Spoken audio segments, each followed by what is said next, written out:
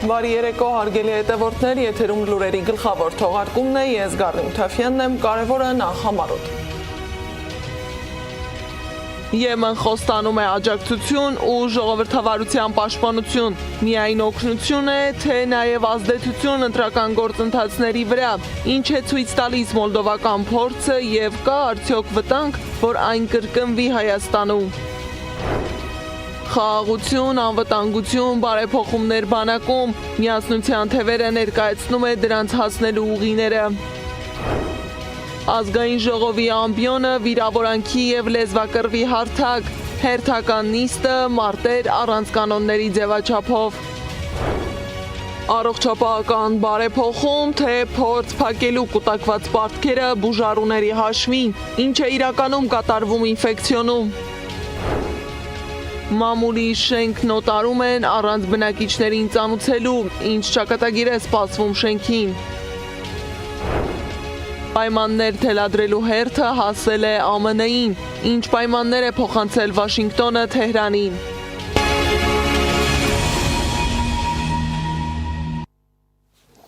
Ազգային ժողովում հերթական լարված նիստներ, քաղաքական բանավեճը կրկին անցավ թույլատրելի սահմանը, իշխանականների ու արդեն նախկին թիմակիցների միջև բանավեճը շարունակվեց միջանցքներում, ինչ է կատարվում խորհրդարանում, երբ քաղաքական օրակարգը խառնվում է անձնական հարաբերություններին եւ ինչի մասին են իրականում այս վեճերը, ռեպորտաժում։ Ուզում եմ իրեն շնորհավորեմ, որ մենք ձեզ ռադարինգ, բայց անենց պահեցինք, որ թոշակի հարցը կլուծեք։ Այնուամենայնիվ թոշակը կստանաս, մի անհանգստացի։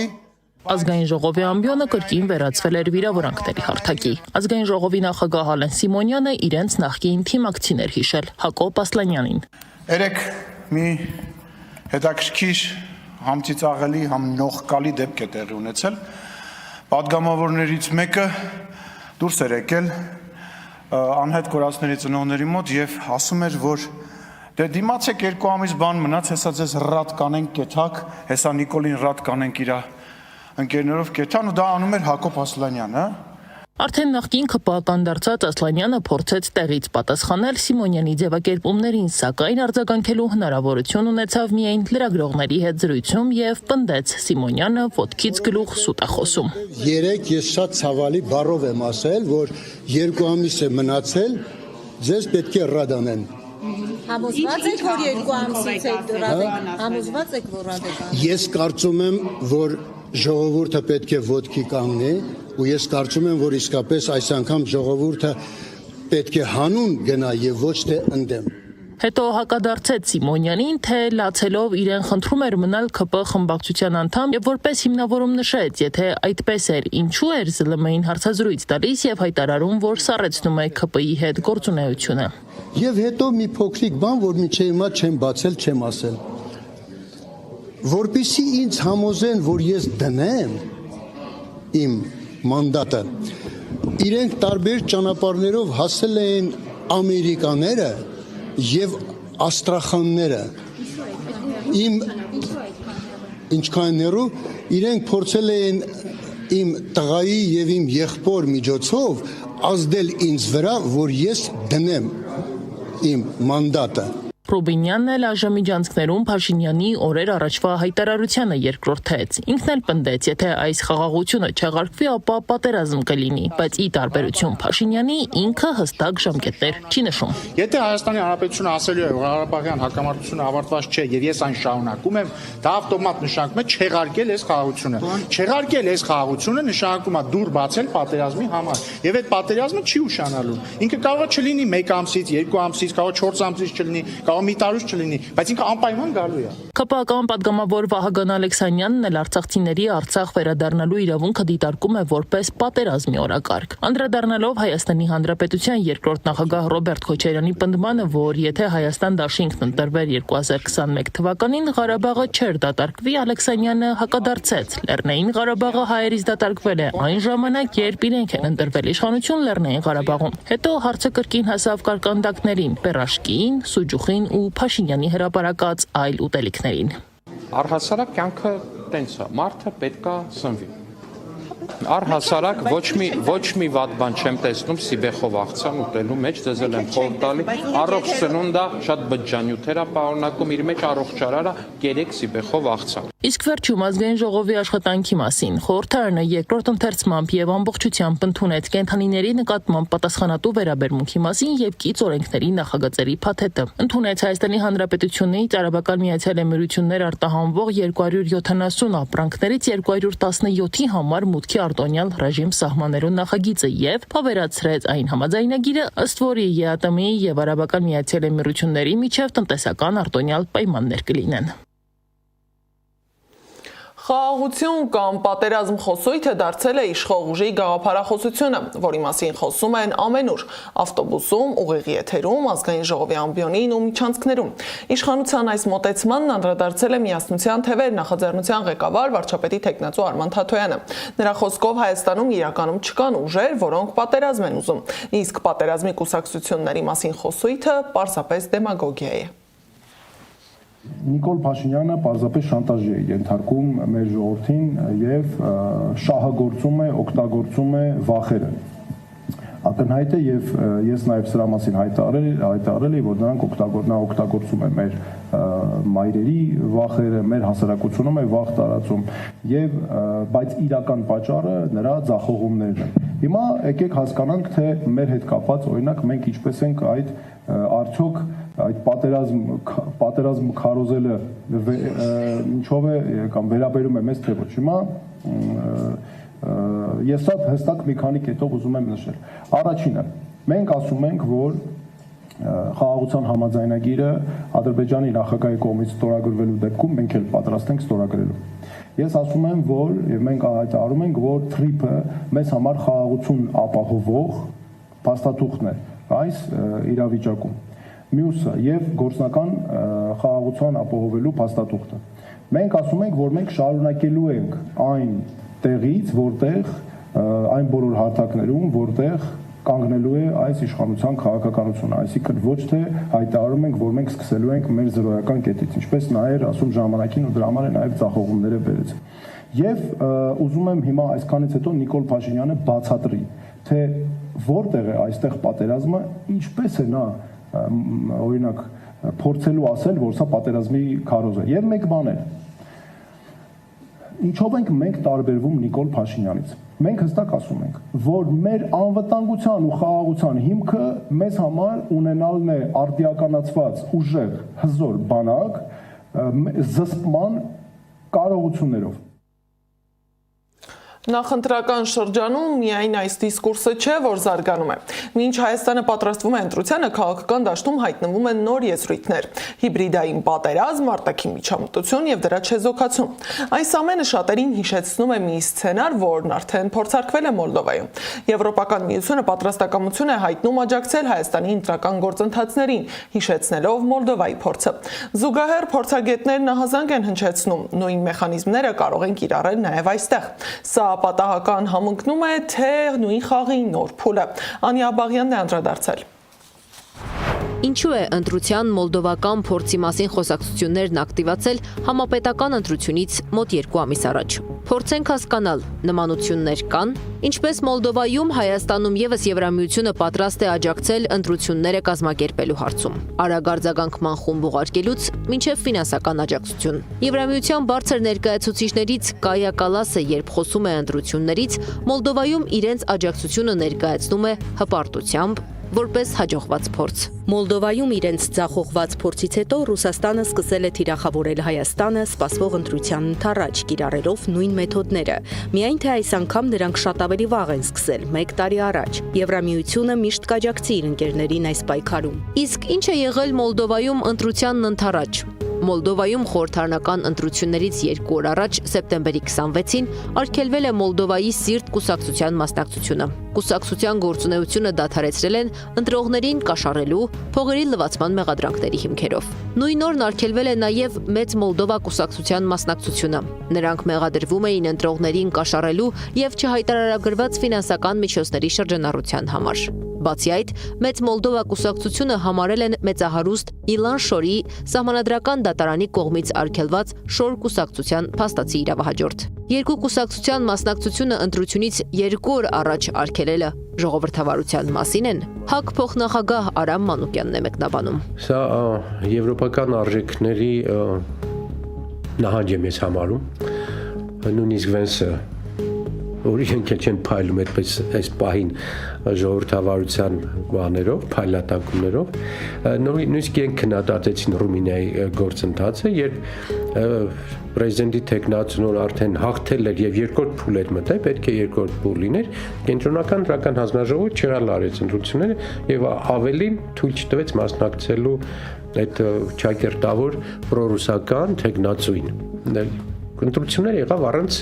առաջատար թեկնածուի։ Նույնը նաև Ռումինիայում տեղի ունեցավ, ընդգծում է Մանուկյանն ու կարծում, Ռումինիայի թեկնածուն եվրոպացիների քիմքին հաջող չէր։ Միջազգայնագետ Դավիթ Կարապետյանի խոսքով հիբրիդային պատերազմի մասին հայտարարելով Եվրամիությունը պայքարում է Ռուսաստանի դեմ, եւ այստեղ ոչ թե Հայաստանի, այլ արևմուտքի շահերն են պաշտպանվում։ Եվրամիությունը երբ որ 20 հոգանոց խումբ էր գործողում Մոլդովա, անցած տարվա պարլամենտական ընտրություններին եւ ինչպես ասեցի, դա երկուստեք ընդունվեց որպես լավ նախադեպ, հիմա նրանք մեր իշխանությունները շեշտադրում են տալիս հենց այդ օրինակին, բերելով այդ օրինակը փորձում են դա,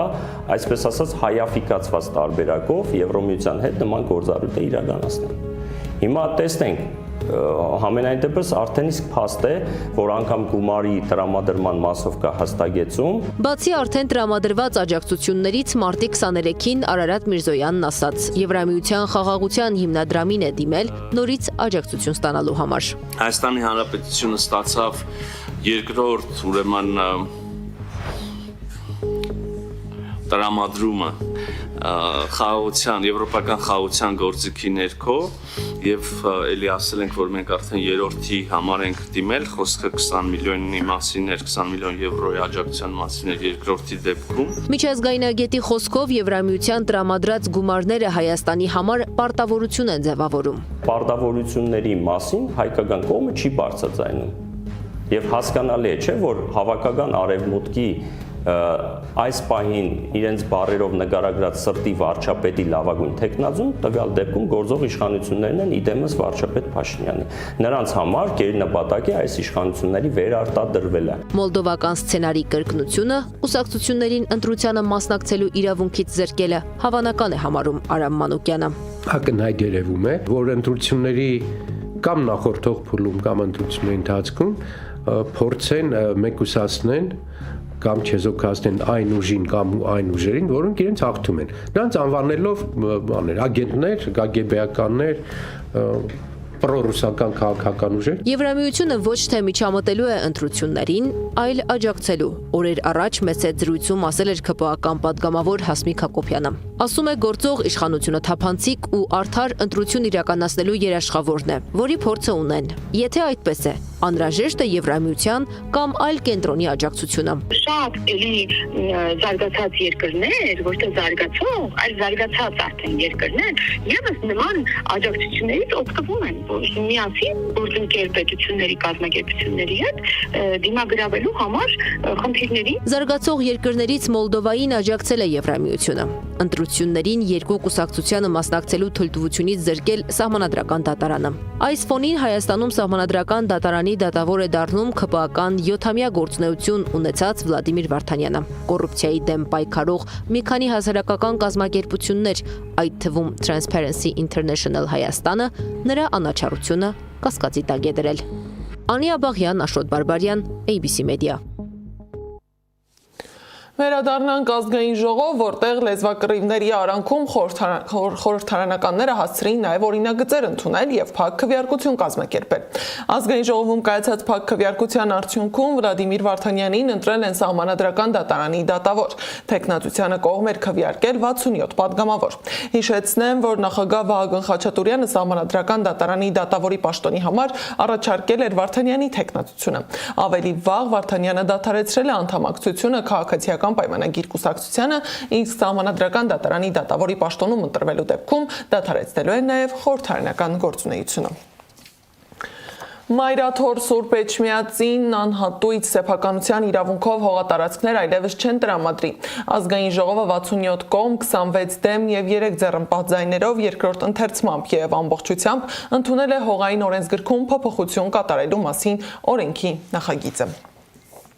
Իդեպ տեղի է ունեցել Արշակ Սրբազանի գործի վերաբերյալ առաջին դատական նիստը։ Արշակ Սրբազանի պաշտպանական թիմը դատավորին հորդորել է բացառք հայտնել, հաշվի առնելով, որ վերջինս մտերիմ հարաբերություններ ունի քննչական մարմինների ծառայողների հետ, որոնք ներգրավված են գործում։ Դատարանը բավարարել է միջնորդությունը։ Հիշեցնեմ, որ այս գործի վերաբերյալ Սրբազանին մեղադրանք են ներկայացրել այն բանի համար, թե 2018 թվականին Նոր Հայաստան նոր հայրապետ շարժման անդամներին վարկաբեկելու նպատակով անհայտ անձին հանձնարարել է ակցիայի մասնակիցի ուսապայուսակի մեջ մարիխուանա գցել։ Սրբազան հայր, դատարանում այսօր ինչի ենք ականատես լինելու, ինչի մասին է այս գործը ի վերջո, ինչ են ուզում ձեզնից։ Կգնանք տեսնենք։ Ինչ ակնկալիք ունեք այսօր Սրբազան։ Ցմակ կտան։ Սրբազան, ըստ էության խորքում այս գործերը, այս process-ները ձեր հավատարմությունը վեհապարի հանդեպ ստուգելու այսպես process-ներ էին։ Ինչ-որ բան կարողացան փոխել։ Դուք ինչ-որ բան տեսնում եք։ Դուք ինչ կասեք։ Ես անում եմ ինչ-որ բարձրավոր եմ անում։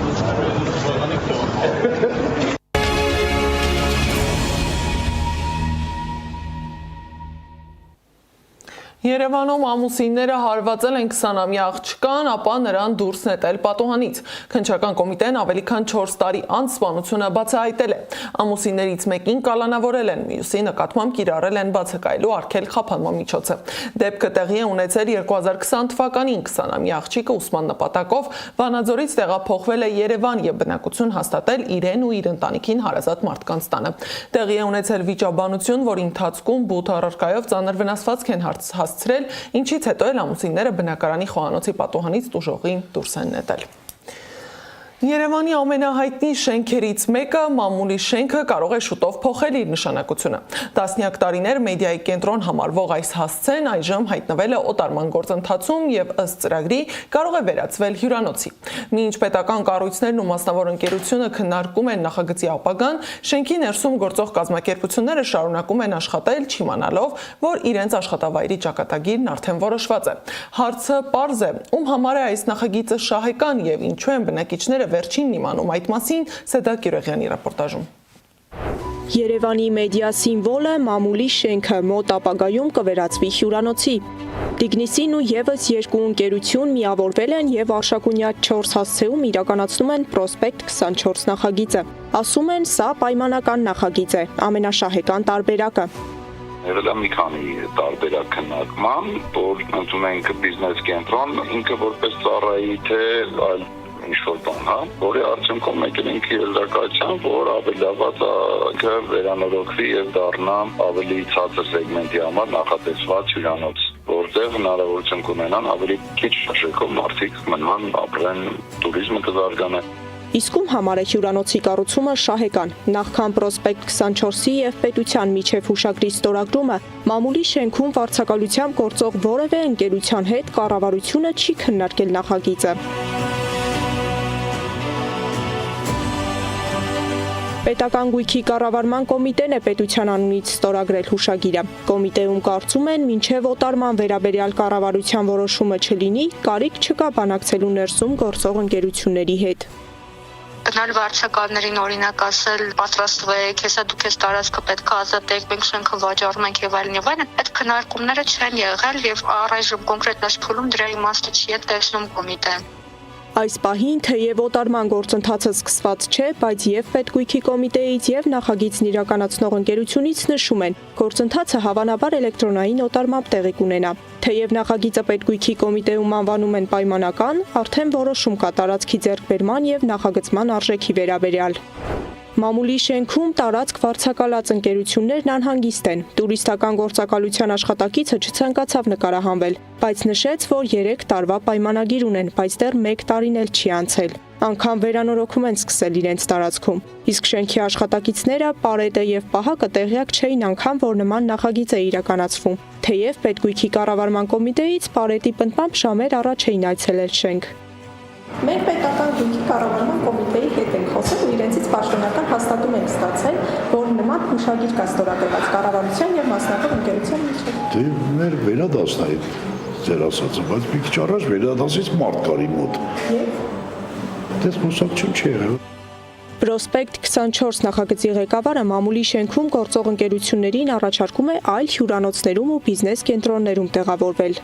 Դու գնան ասենք ավելի լիքը բիզնես կենտրոններ կան, որոնք մաչելի են, ավելի տարբեր տերեր կա, ասենք արան գրասենյակներ վերցնեն աշխատեն։ Թե երբ Տիգնիսի ընկերության եւ պետության միջև կնքված հուշագիրը պայմանագիր կդառնա, երբ կոտարվի շենքն ու մասնավորն այնտեղ ինչ նախագիծ կիրականացնի, պետգույքի կոմիտեից չեն հստակեցնում։ Հստակ է միայն մեկ բան. սա Տիգնիսի ընկերության առաջին հուշագիրը չէ։ Նախորդ տարի ընկերությունը հուշագիր էր ստորագրել «Իմ քայլը» հիմնադրամի հետ, աջակցելու նրանց նախագծերի իրականացմանը։ Տիգնիսի ընկերությունը հիմնադրվել է 2020 թվականին։ Ընկերության հիմնադիրը Կարեն Անախասյանն է։ Հետքի հրապարակումից տեղեկանում ենք, որ ընկերության տնօրենը հիմնադրման պահից Վարդան Ալեքսանյանն է։ Վերջինս դեռ 2010 թվականից մեղադրվում էր խարդախության եղանակով Հայաստանի եւ օտարերկրյա քաղաքացիներից գումար հափշտակելու համար։ Ալեքսանյանը ներկայացել է Բաղրամյան համայնքում գտնվող հողատարածքների սեփականատեր եւ վաճառել դրանք, չունենալով սեփականատերերի համաձայնությունը։ Քրեական գործը դատարանում է 2020 թվականից։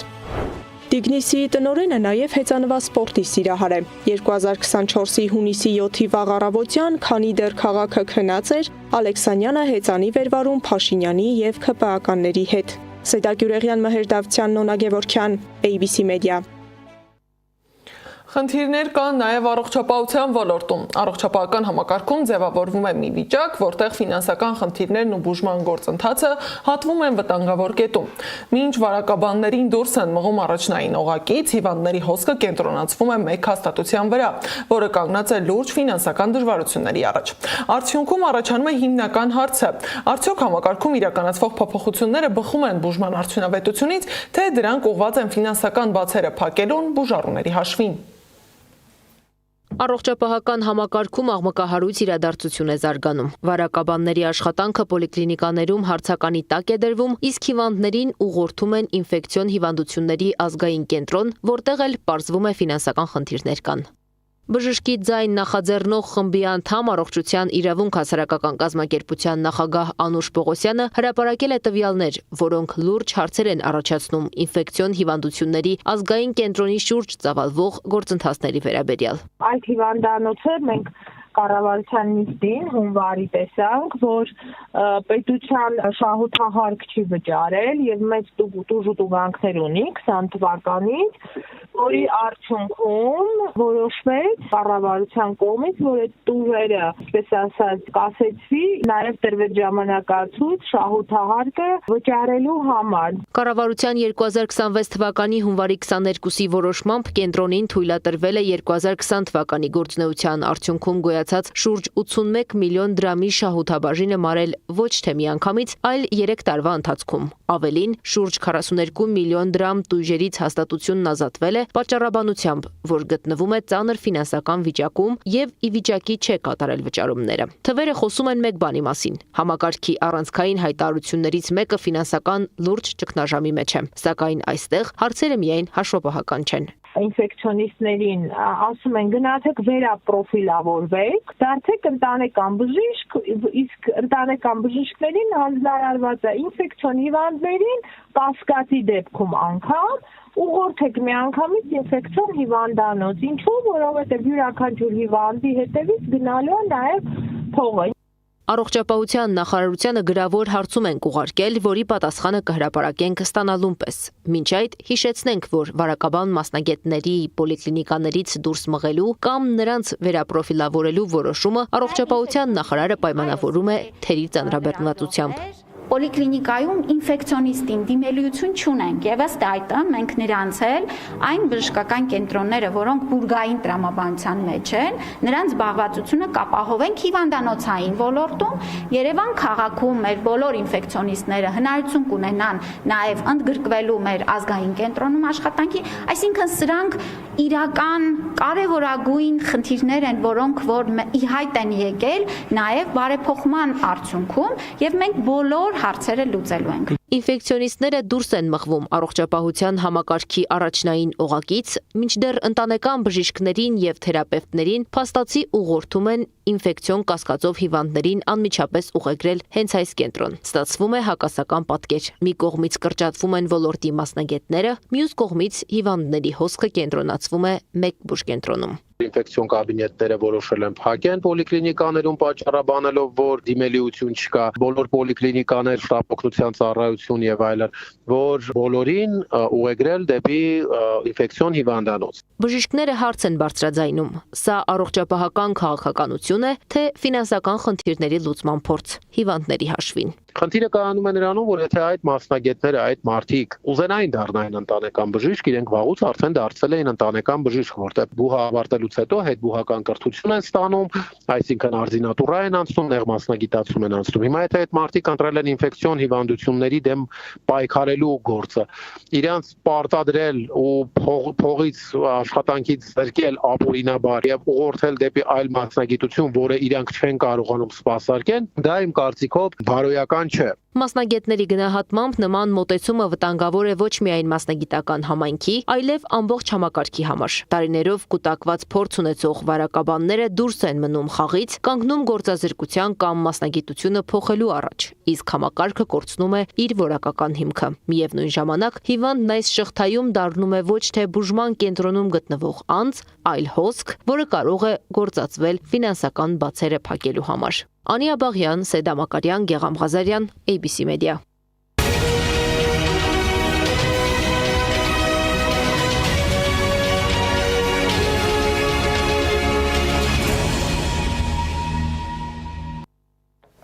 ԱՄՆ-ն Իրանի ներկայացրել է 15 կետից բաղկացած ծրագիր, որը նպատակ ունի դադարեցնել Մերձավոր Արևելքում շարունակվող պատերազմը։ Jerusalem Post-ը գրել է ծրագիրը, որն Իրանին են տրամադրել Պակիստանի միջոցով, անդրադառնում է Իրանի բալիստիկ հրթիռային և միջուկային ծրագրերին, Հորմուզի նեղուցի խնդրին։ Ծրագրի մանրամասներին ծանոթ 3 աղբյուրների փոխանցմամբ ԱՄՆ-ն քննարկում է մեկամսյա հրադադար հայտարարելու հնարավորությունը, որի ընթացքում տեղի կունենան համաձայնագրի շուրջ բանակցություններ։